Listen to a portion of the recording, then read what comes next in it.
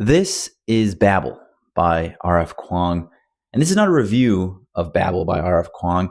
This is a discussion on why I think quitting books at a certain point is okay, and to kind of dive into when I think you should do that if you get to that point. I didn't particularly like Babel. It didn't stand out to me that much. It was very slow and very methodical, and I just didn't connect with it on a level that it seems like most other people have. The book has tons and tons of reviews and ratings. I think it's won awards. Everybody seems to like this author. The Poppy War series has done very well. I read the first book of the Poppy War, and I didn't enjoy it that much, and I didn't enjoy this, but I forced myself to go through it. And it took me a long time to read because of that. And so I don't want to have a review here talking about all the things I didn't like about the book.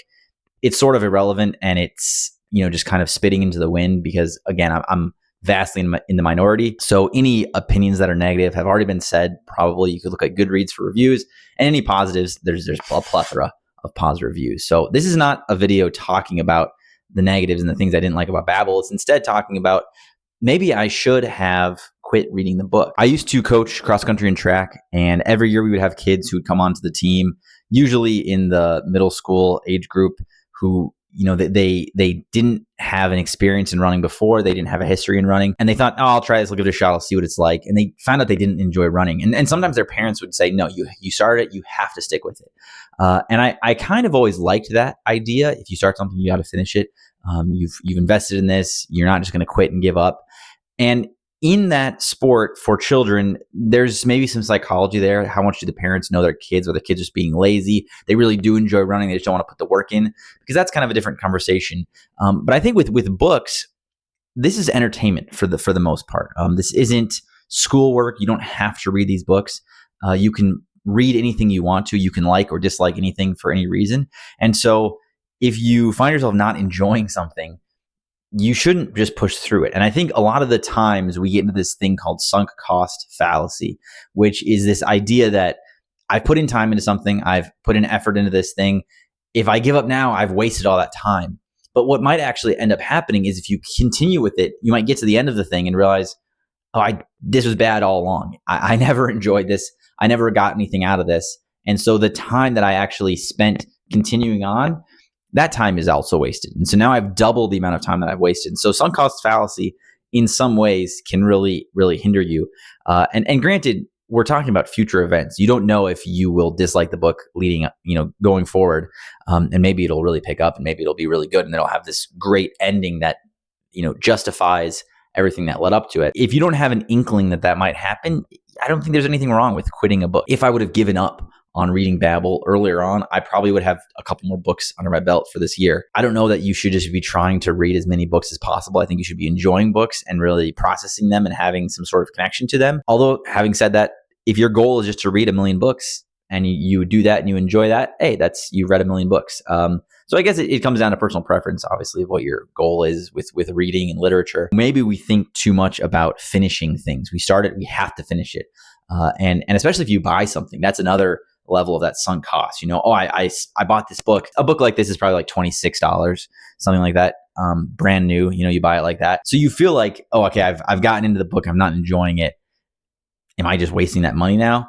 And in some cases, yeah, you are, but time, you got to make that comparison. How valuable is your time compared to the money that you spent into something? And in thinking about this, I think the pressure of the populace also comes into play.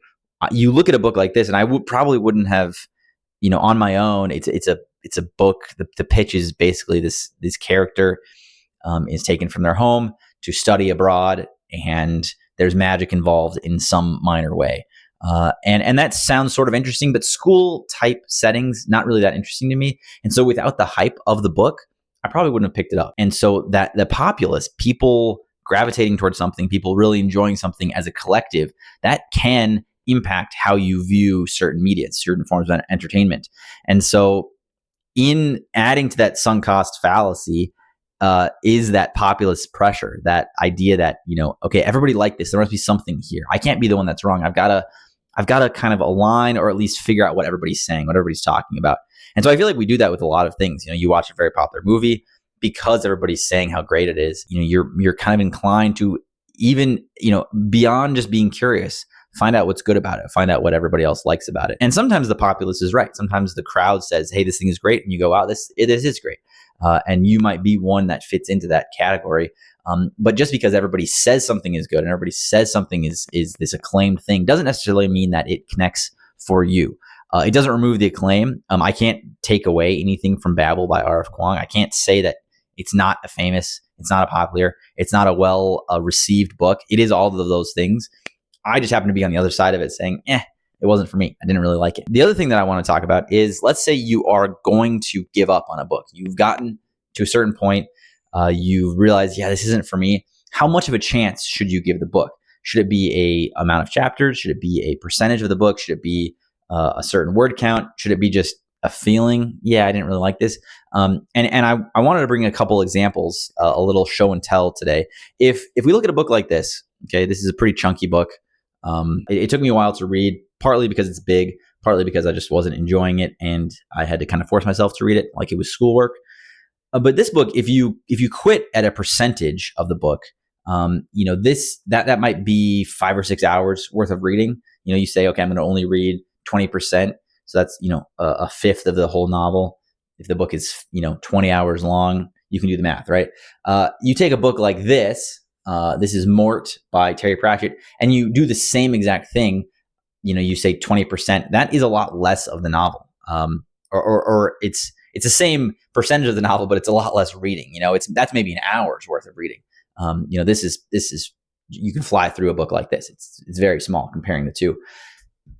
Is it chapters? Again, the same comparison can kind of be made. If you say, okay, I'm only going to read 2 chapters. You might have a book. I believe, and I could be wrong on this, so commenters can comment and let me know, but I believe James Patterson books have like 2 or 3 pages per chapter. So there's tons and tons of chapters in those books. You could go into those books and just, read 2 chapters and be like, I didn't really like it because my rule is 2 chapters. That might be tough. A book like, I believe, let's see, I don't know what other examples. Stephen King is one who doesn't write. Some of his books don't really have chapters. They just kind of have, I think I'm seeing this on my desk over here, Dolores Claiborne, which I talked about before. I want to say that this doesn't really have chapter breaks because it's all just kind of one continuous story. As I'm looking through it, I don't really see any breaks. So like you could say that and you could go, my rule is I'm going to read 4 chapters and then I'm going to be done. You'll finish the whole book if you're not enjoying it. So I don't know. Is it kind of arbitrary? You just get a sense of like, I'm not really enjoying this. I give up. And then the other side of that is a book. We've got the Brandon Sanderson books here, which I've got a review of Words of Radiance up on the channel, where I talked about how I personally felt that the book was mostly slow and kind of unexciting for like the first 70-80% of it. And then the very end, you got this like exciting, like really, really, really exciting, really well-written section, this sequence. Very fun to read. Is the juice worth the squeeze? If I didn't already have the other books on my shelf, and I wasn't kind of invested in like fantasy just as a whole, and I thought I should probably read Brandon Sanderson, I'm probably not finishing the book. I'm probably DNFing. I don't know that there's shame in giving up. I think if you don't like it, you just don't read it. And sometimes you don't know that you won't like it until you start it. I've got a sense of like I should finish books that I have, and part of that I feel like with this YouTube channel, I want to talk about these things and I want to present them in a way, comparing how the art is to art that I would make. And looking at it from kind of an author's or a future hopeful full-time author's perspective, right? And so that's kind of where I'm coming from. And so in that sense, I feel like I should read and finish these stories, these books. But from a personal just entertainment value, I don't know that I should finish them. This has been kind of a long rant. I don't really know if I've made any salient or coherent points. I guess my conclusion is that you should quit reading books if you're not interested in them, if you're not entertained by them, if you're not pulling anything out of them. And sometimes the end justifies the means, sometimes it doesn't. That's the gamble that you have to take. But I think getting past that sunk cost fallacy, thinking, I've already put in 8 hours reading this book, I should read the next half. Maybe you shouldn't. Maybe you should read 8 hours of a book that you enjoy and just go, yeah, that was 8 hours I lost, but at least it's not 16 hours I lost, and think of it that way. So that's kind of my thoughts on that. What do you guys think? Do you have a certain amount of chapters that you read before you give up on a book? Do you have a certain amount of certain percentage that you get to? You go, okay, the book is about this thick, so if I read this much, that's good enough for me if I'm not interested. Or are you just one who's going to finish everything that you start? Where do you lie? What are your thoughts? And am I wrong on Babbel? Thanks for watching. As always, we'll see you in the next video.